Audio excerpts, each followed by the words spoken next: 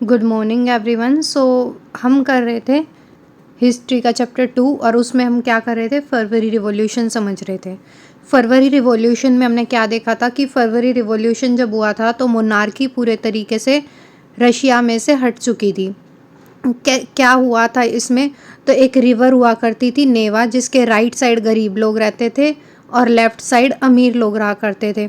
तो एक फैक्ट्री बंद होती है जिसकी वजह से ये जो गरीब लोग जिधर रहते थे, वर्कर्स वगैरह रहते थे, यहाँ पे फैक्ट्रियाँ होती थी और इधर बड़ी बड़ी सिटीज़ होती थी जैसे कि पेट्रोग्राड नाम की। तो इधर जो फैक्ट्रियाँ हुआ करती थी उनमें से एक फैक्ट्री बंद हो जाती है, जिसकी वजह से 50 फैक्ट्रियों के वर्कर्स काम करना बंद कर देते हैं और स्ट्राइक करते हैं। रैली करते करते हुए नेवा नदी जो ये थी रिवर, इसको पार करते हुए इस तरफ जाते हैं। और ये पेट्रोग्राड नाम की एक सिटी थी, इसके अंदर ही वाइट पैलेस था जो कि राजा जिसमें रहता था सार निकोलस II उसका महल था। और ये सारे वर्कर्स यहाँ चारों तरफ से इस सिटी को घेर लेते हैं। तो ये जब जा रहे होते हैं अंदर की तरफ तो ये इस कैपिटल के सेंटर तक पहुँचते हैं, मतलब कि नेवेंस्की प्रोस्पेक्ट नाम की एक जगह है, वहाँ तक पहुँचे ही थे कि राजा को पता चल जाता है कि लोग आ रहे हैं, वर्कर्स आ रहे हैं, स्ट्राइक कर रहे हैं। इस वजह से राजा क्या कहता है, अपनी सेना को बोल देता है कि तुम लोग कर्फ्यू लगा दो। तो राजा कर्फ्यू के ऑर्डर्स दे देता है। ये कब की बात थी, ये थी 22 तारीख की बात। 22 फरवरी को जब फैक्ट्री के वर्कर्स काम करना बंद कर देते हैं, स्ट्राइक पे चले जाते हैं 50 फैक्ट्री के वर्कर्स, तो उस वक्त राजा क्या करता है, कर्फ्यू के ऑर्डर दे देता है।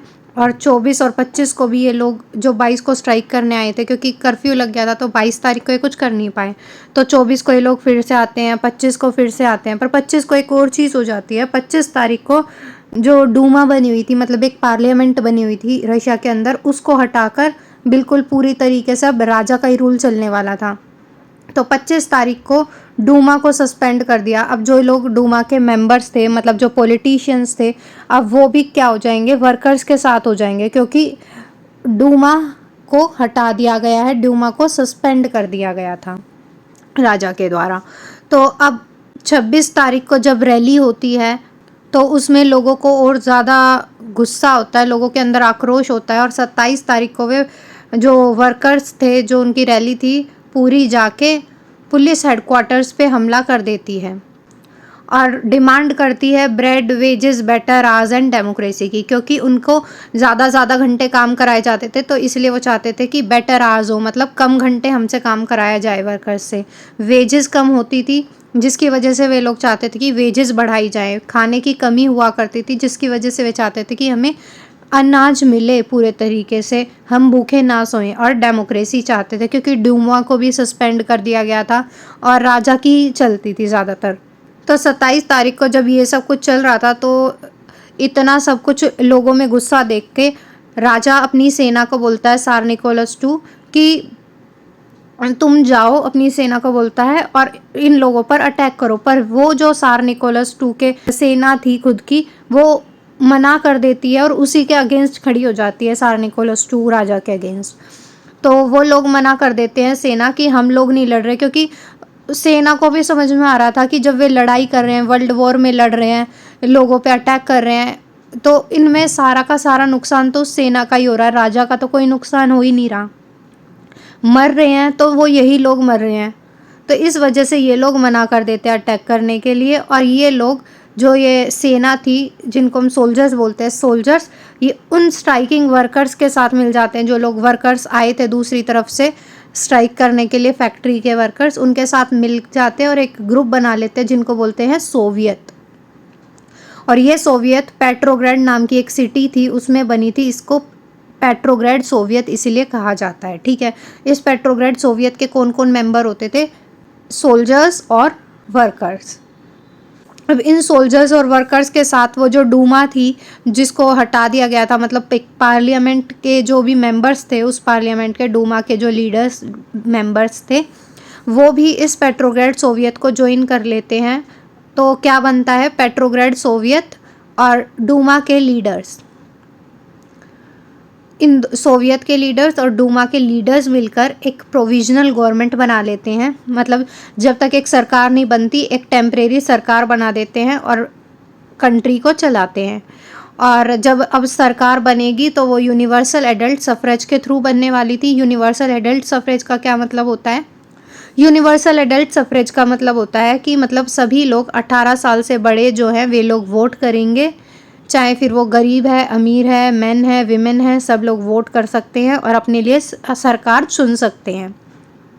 तो फरवरी रिवॉल्यूशन जो हमारा है, ये इसका क्या एक इम्पोर्टेंस रही है, सबसे इम्पोर्टेंट क्यों माना जाता है इस फरवरी रिवॉल्यूशन को? तो फरवरी रिवॉल्यूशन इसलिए इम्पोर्टेंट है क्योंकि इसने मोनार्की को पूरे तरीके से ख़त्म कर दिया था। अब हम देखते हैं कि फरवरी के रिवॉल्यूशन के बाद की क्या सिचुएशन रही है। अब जो प्रोविजनल गवर्नमेंट बनी थी जिसमें डूमा के लीडर्स भी थे, सोल्जर्स भी थे और वे गरीब वर्कर्स भी थे जो दूसरी तरफ से आए थे स्ट्राइक करने के लिए।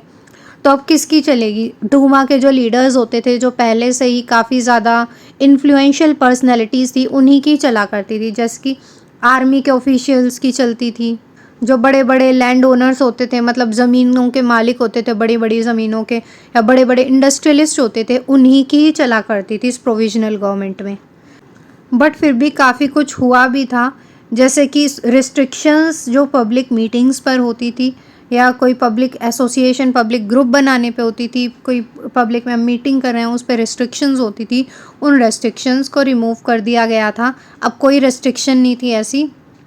सोवियट्स बनने लग गई थी, जैसे कि सोवियत मतलब एक ग्रुप, एक यूनियन बनने लग गई थी। जैसे कि पेट्रोग्रेड सोवियत हमारी बनी थी जिसमें कि वर्कर्स और सोल्जर्स मिले थे, तो उसी तरीके से पेट्रोग्रेड सोवियत जैसी बहुत सारी सोवियत बनने लग गई थी।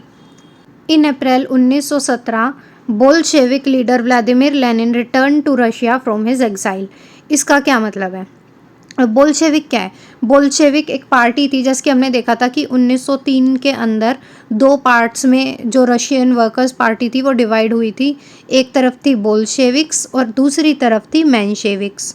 तो बोल्शेविक ने ही पूरा जो रिवॉल्यूशन था वो संभाला था और बोल्शेविक का लीडर था व्लादिमीर लेनिन। अब जो लोग काम करते हैं, रिवॉल्यूशनरी होते हैं, उन पर अटैक भी उतने ही होते हैं, तो उन्हें कई बार भागना पड़ता है। तो इसको भागना पड़ गया था, देश निकाला दे दिया गया था राजा के द्वारा, तो इसलिए ये भाग गया था अपने देश से। एग्जाइल मतलब देश निकाला, बाहर चला गया था। तो अब जब राजा का रूल ख़त्म हो गया था तो ये वापस आ जाता है अप्रैल 1917 में। He and the Bolsheviks had opposed the war since 1914। अब 1914 में ये लड़ाई शुरू हुई थी, वर्ल्ड वॉर भी 1914 में ही शुरू हुई थी। तो ये बोल्शेविक का जो लीडर व्लादिमीर लेनिन था, ये और बाकी बोल्शेविक के लीडर सब कह रहे थे कि हमें ये वॉर नहीं करनी चाहिए, पर तब इनकी बात कोई सुनता ही नहीं था। Now he felt it was time for Soviet to take power. अब इसका मानना था व्लादिमीर लेनिन का, अब ये जो सोवियत बनी थी, जो ग्रुप बना था सोल्जर्स का और स्ट्राइकिंग वर्कर्स का, उनके पास पावर होनी चाहिए, ना कि डूमा के पास, क्योंकि डूमा में ज़्यादातर इन्फ्लुएंशियल पर्सनैलिटीज़ थी। इस वजह से ही declared that the war had to be closed, land to be transferred to peasants and bank to be nationalise. अब इसने जब ये वापस आता है तो इसने अपनी एक अप्रैल थीसिस दी थी, किसने? व्लादिमीर लेनिन ने। अब इस अप्रैल थीसिस में ये क्या कहता है? इस अप्रैल थीसिस में 3 डिमांड्स रखता है, जिसमें ये कहता है सबसे पहले कि एक तो ये जो वॉर चल रही है इसको बंद करो, जो ज़मीन है वो किसानों को ट्रांसफ़र कर दो और बैंक्स को नेशनलाइज कर दो। तो ये 3 डिमांड ये अप्रैल थीसिस में व्लादिमीर लेनिन करता है। एंड ये also argued that Bolshevik party का नाम चेंज करके कम्युनिस्ट पार्टी रख दिया जाए। तो ये भी कहता है कि ये जो बोल्शेविक पार्टी है इसका नाम बदल के कम्युनिस्ट पार्टी रख दो। Most others in Bolshevik party were initially surprise. अब बहुत सारे लोग ऐसे थे जिन्होंने अप्रैल थीसिस को एकदम से एक्सेप्ट नहीं किया, बट धीरे धीरे टाइम के साथ उन्हें भी समझ में आ गया था कि ये अप्रैल थीसिस बिल्कुल सही है और लोग इसको एक्सेप्ट करने लग गए थे। क्योंकि शुरू में लोगों को लगता था ये जो प्रोविजनल गवर्नमेंट बनाई थी जिसमें डूमा के लोग थे और पेट्रोग्रेड सोवियत के लोग थे, तो उसको सपोर्ट किया जाए, कि मतलब प्रोविजनल गवर्नमेंट को सपोर्ट किया जाए। शुरू में लोगों का ये मानना था, बट धीरे धीरे चेंज उनके एटीट्यूड में आ गया और उन्होंने अप्रैल थीसिस को एक्सेप्ट किया।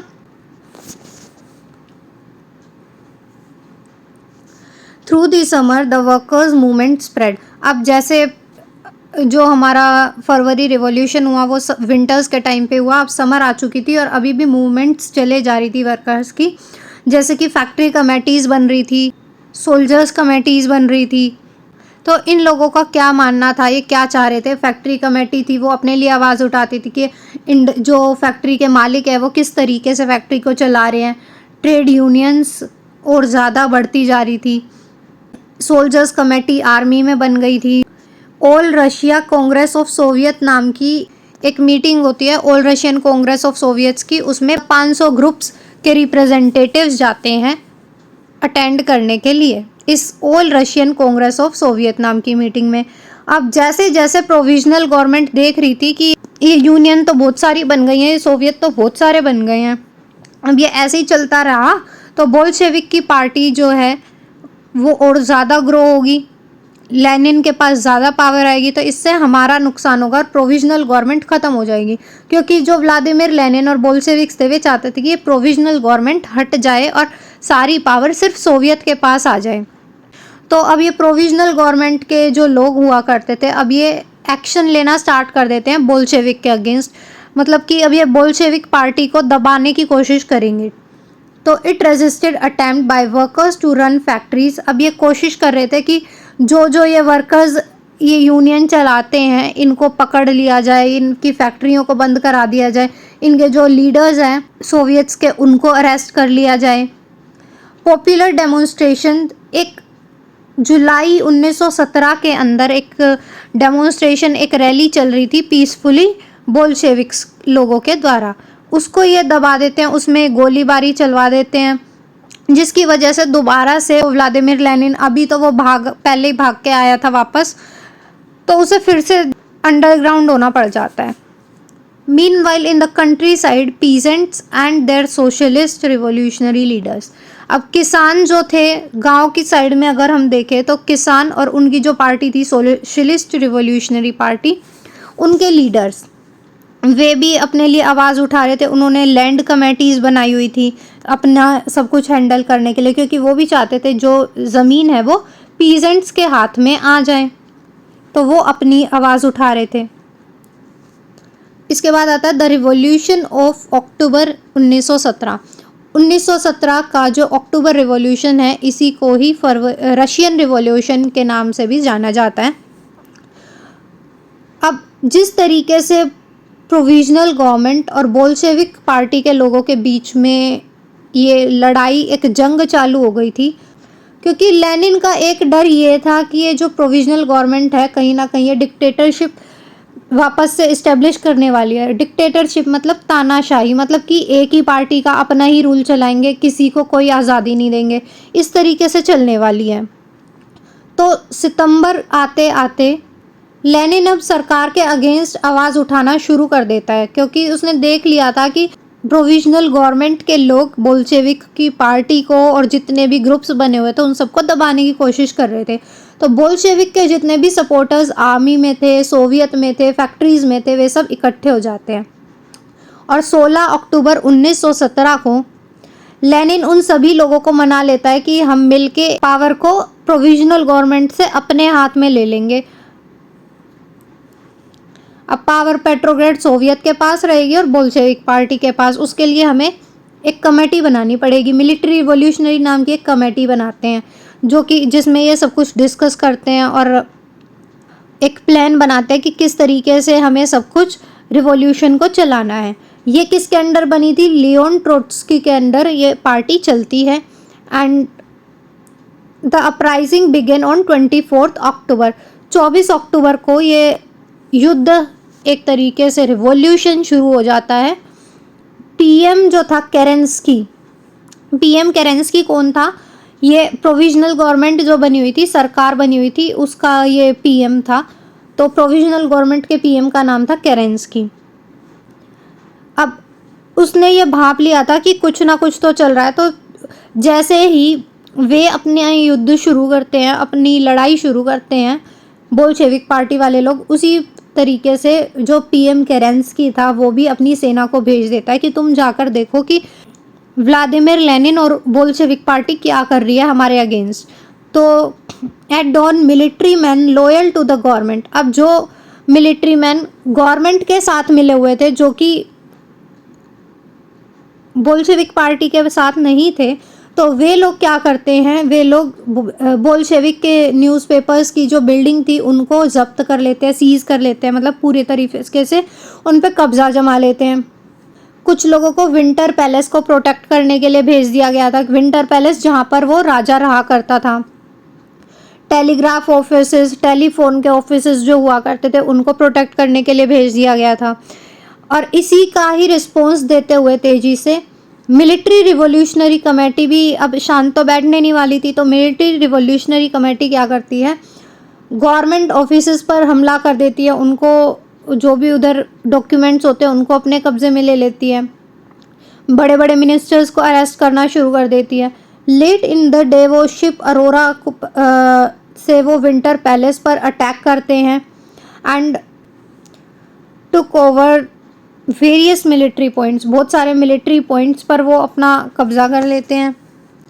रात होते होते तक देखते हैं कमेटी क्या देखती है, मिलिट्री रिवॉल्यूशनरी कमेटी की, उनके अंडर में सब कुछ, कंट्रोल में ही सब कुछ चल रहा था और मिनिस्टर्स ने भी सरेंडर कर दिया था। और जब फिर दोबारा से all Russian Congress of Soviet की एक मीटिंग हुई पेट्रोग्राड में, जिस मीटिंग के अंदर ये लोगों ने तय किया, ये समझा कि जो कुछ भी बोल्शेविक के लोगों ने किया है वो बिल्कुल एक्शन उनका सही है, वरना अगर वे ऐसा नहीं करते तो वापस से तानाशाही आ जाती, ऑटोक्रेसी आ जाती, डिक्टेटरशिप आ जाती हमारी कंट्री में। तो इस वजह से जो किया बोल्शेविक की पार्टी ने वो बिल्कुल सही किया। Uprising took place in other cities, अब हर जगह पर ये विद्रोह चलने लग गया था और स्पेशली मॉस्को के अंदर हमने देखा, पेट्रोग्राड और मॉस्को के ये दो बड़े इलाके हुआ करते थे उस वक्त रशिया के, तो इन दोनों पर कब्जा कर लेते हैं। मॉस्को पे दिसंबर तक कब्जा कर लिया था और इसी तरीके से बोल्शेविक ने पूरे एरिया पे मॉस्को और पेट्रोग्राड के जो बड़े इलाके थे उन पर कब्जा अपना कर लिया था और यही हमारा अक्टूबर रिवॉल्यूशन था।